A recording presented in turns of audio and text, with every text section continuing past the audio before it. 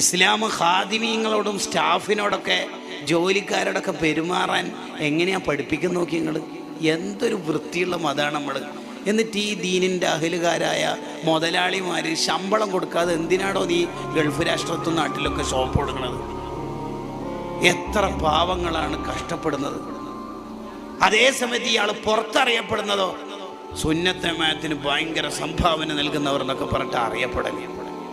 ആഖിറത്തിൽ കുടുങ്ങിപ്പോവും, മരണം മോശമായി പോകും. ഒരാൾ കരയുന്ന സമയത്തും ആ കണ്ണീരിൽ നമ്മളെ പേരുണ്ടാവാൻ പാടില്ല. നമ്മളെ കൊണ്ട് ആരും വേദനിക്കാൻ പാടില്ല എന്നുള്ളതാണ്. നമ്മളെ കൊണ്ടൊരു മുഅ്മിൻ വേദനിച്ചാൽ മുഅ്മിനെ വേദനിപ്പിക്കാൻ പാടില്ല എന്നല്ല ഇസ്ലാമിലെ നിയമം. മനുഷ്യന്മാരാരെയും വേദനിപ്പിക്കാൻ പാടില്ല. കാരണം അൽ മുസ്ലിമു മൻ സലിമന്നാസു മിൻ ലിസാനിഹി വയദിഹി. ഒരാൾ യഥാർത്ഥ മുസ്ലിം ആവുന്നത് അയാളെ കൊണ്ട് നാട്ടിലുള്ള ഒരാളും വേദനിക്കാൻ പാടില്ല. അത് മതമുണ്ടാവട്ടെ ഇല്ലാതാവട്ടെ, ഈശ്വരവാദിയാവട്ടെ നിരീശ്വരവാദിയാവട്ടെ, രാജ്യത്തിന് കേടുവരുന്ന ഒന്നും ഒരു മനുഷ്യൻ ചെയ്യാൻ പാടില്ല. അപ്പോഴാണ് അയാൾ യഥാർത്ഥ മുസ്ലിം ആവുക.